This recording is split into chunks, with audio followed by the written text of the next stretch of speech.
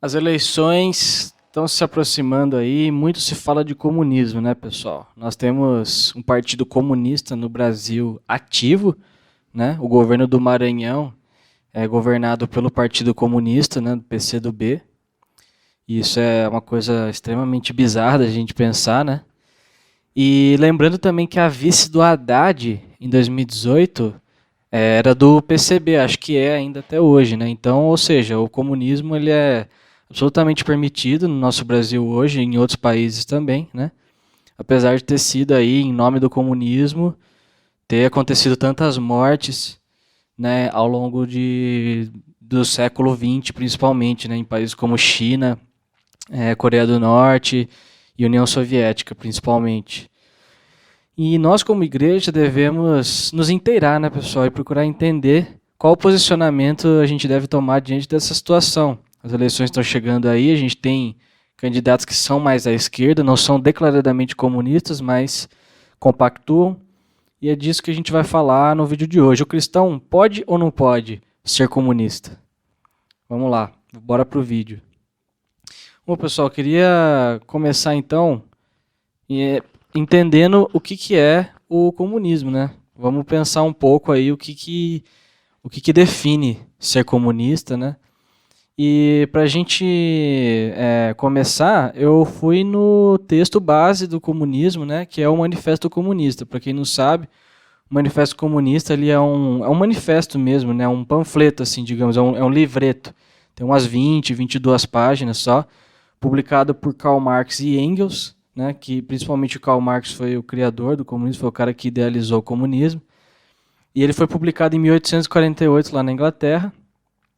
E ele meio que resume as ideias do comunismo daquela época, né? E então é meio que como se fosse a Bíblia do comunismo, manual do comunismo.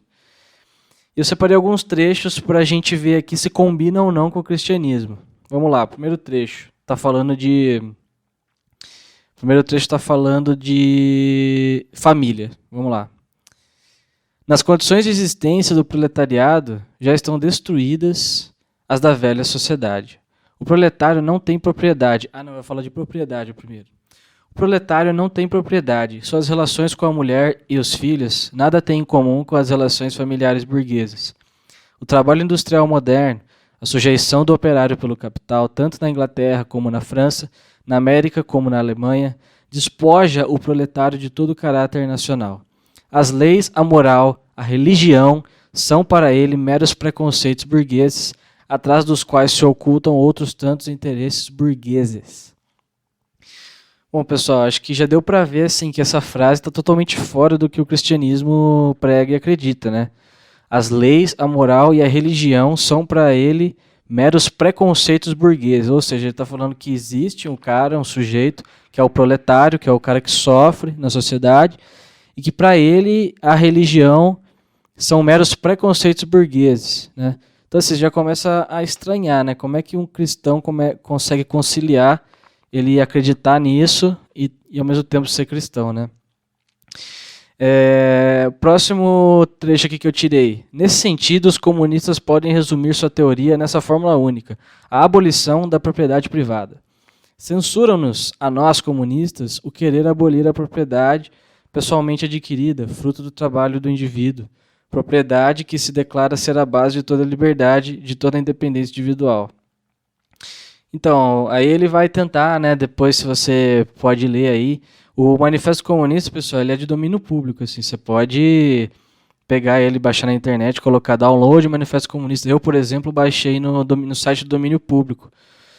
Mas aí ele vai tentar falar assim, a gente defende a abolição da propriedade privada pero no mútuo, né? Não é bem assim, mas no fundo é isso, né? Eles acham que a propriedade privada, da maneira como o burguês a ganha, a conquista, é totalmente errada, totalmente depravada, então eles querem abolir esse tipo de propriedade privada, né? Então, assim, completamente fora as escrituras, né, a Bíblia, a palavra de Deus nunca condenou você ser dono de alguma coisa, você ter propriedades, né?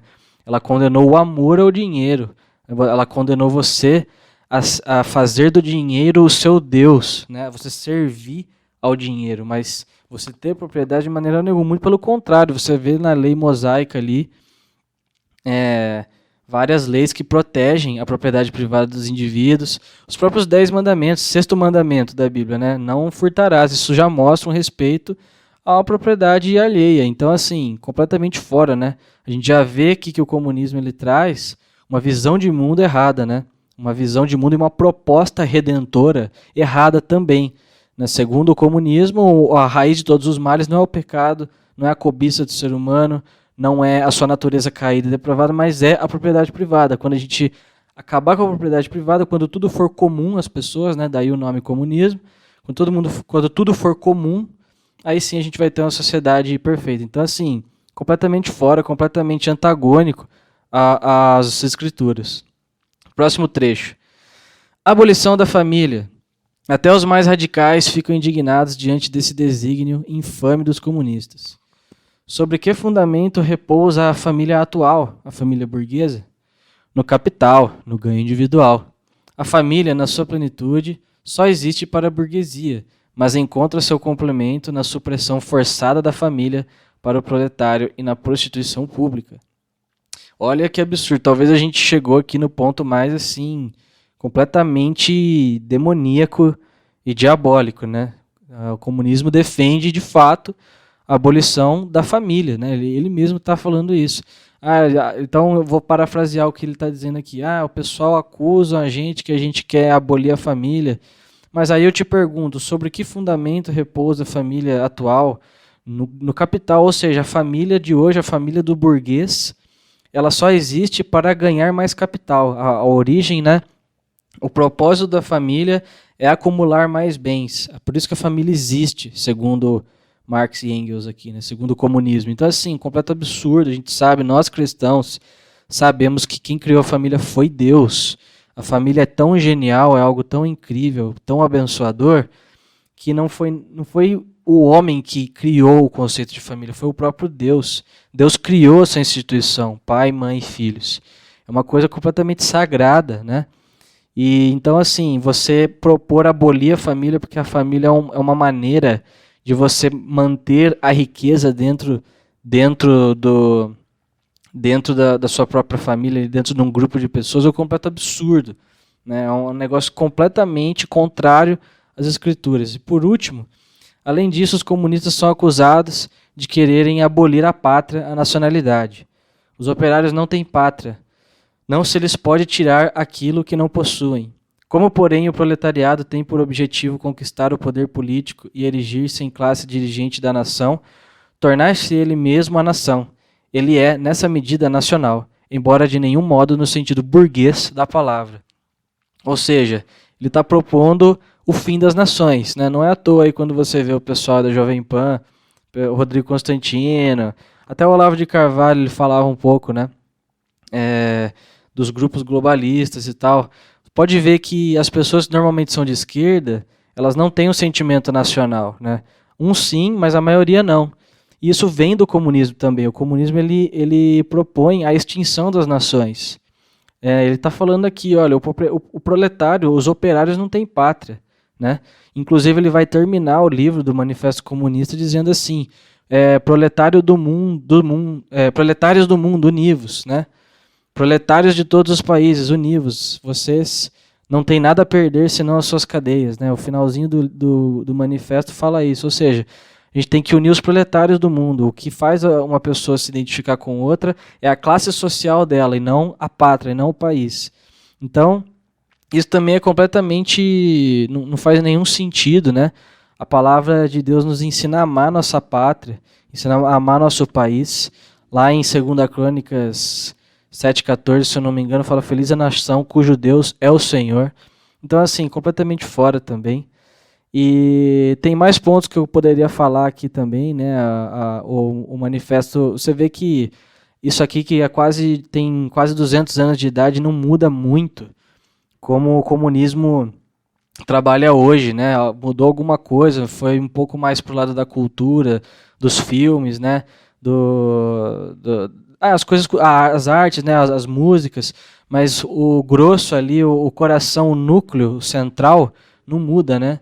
Então, assim, tem um trecho aqui também que eu vou ler que ele fala assim, olha, a gente quer a expropriação da propriedade latifundiária, emprego da renda da terra em proveito do Estado, imposto fortemente agressivo, abolição do direito de herança, confiscação da propriedade de todos os emigrados e sediciosos, centralização do crédito nas mãos do Estado por meio de um banco nacional com capital do Estado e com monopólio exclusivo. Ou seja, assim, como se não bastasse a ideologia em si, o método que eles pregam para atingir isso também é completamente errado, porque não leva em conta a corrupção humana, né? Você vê assim, os países que assumiram, né, o comunismo, que implementaram o comunismo, qual foi o resultado disso? Foi uma sociedade mais feliz, né, mais igualitária, com menos pobreza, com menos miséria? Não, muito pelo contrário, né? Se tornaram países ali com a liberdade extremamente reduzida, cerceada, né? O Estado dominou praticamente as mentes das pessoas, você não teve mais liberdade nem para pensar, para falar o que você acha, né? Ter liberdade de expressão.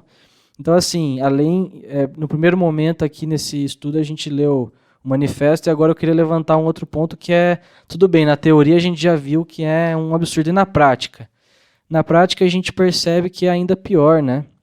Na prática aconteceu tudo isso, então a gente tem aí, por exemplo, a China, que até hoje, né, a China se abriu para o mercado, então a gente pode dizer que, de certa forma, ela não é um comunismo puro, né, digamos assim, mas a questão da centralização do poder que o comunismo prega para se atingir o comunismo, ela implementou, e hoje a gente tem uma China que persegue cristãos totalmente, né? Então veja que a proposta que o comunismo tem, e que normalmente as esquerdas do mundo todo, a esquerda brasileira, a esquerda dos Estados Unidos tem, é a gente aumentar os impostos, porque com mais arrecadação o Estado vai lá e distribuir esse imposto para o pobre. Mas na prática, isso pode parecer muito lindo na teoria, mas na prática o que acaba acontecendo? Acaba acontecendo que o ser humano rouba, ele usa todos aqueles recursos para enriquecimento próprio, ou então para enriquecimento, né, de outros grupos que têm o mesmo pensamento dele, né, que foi foi basicamente o que o Lula fez quando ele estava no poder. O Brasil irrigou ditaduras, né, comunistas, como Cuba, como Venezuela. A gente entregou muitas obras lá, muitos recursos. Então, assim, o comunismo, a pessoa que acredita que a centralização do poder é a coisa mais sábia a se fazer, ela está esquecendo de um detalhe muito importante, que é a corruptibilidade do coração humano. Quando você tem muito poder centralizado, um orçamento enorme passando na mão de uma pessoa só ou de um grupo só, e não tem ninguém para fiscalizar essa pessoa, a tentação vai ser tão grande que ela não vai conseguir resistir e vai ceder à corrupção, né? Então, pessoal, bom, o vídeo já está ficando longo, vou encerrar por aqui, mas eu queria concluir com isso. Diante de todas essas evidências que a gente leu no manifesto e também analisando a história, né, do comunismo, a gente conclui que o cristão não pode ser comunista. Eu não estou dizendo que você não possa, em algum momento, apoiar alguma política mais à esquerda, né? Essa questão do tamanho do Estado sempre vai ser uma discussão muito difícil e muito válida, né? Porque às vezes o certo é ter um Estado um pouco maior mesmo, né? Por exemplo, numa situação de guerra, o Estado tem que ser mais inflado, o presidente tem que ter mais poder. Numa questão de calamidade pública, como uma pandemia também. Mas, em geral, quando se tem uma centralização do poder, a gente viu historicamente que o resultado disso foi miséria, foi o povo ter a sua liberdade roubada, enfim. Então, e não só isso, né, mas assim, outros pontos aqui extremamente importantes, como a família, e principalmente a ideia central do comunismo, né? O comunismo, em resumo, ele é, de fato, como se fosse uma religião.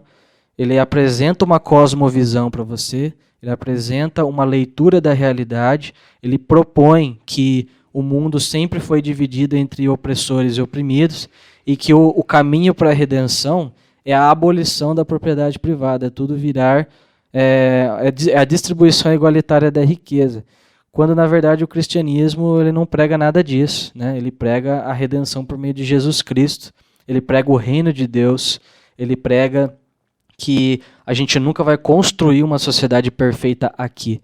A gente aguarda o fim dos tempos, a volta gloriosa do nosso Senhor Jesus. Então, assim, diante de tantas evidências, a gente conclui que não é possível ser cristão e comunista.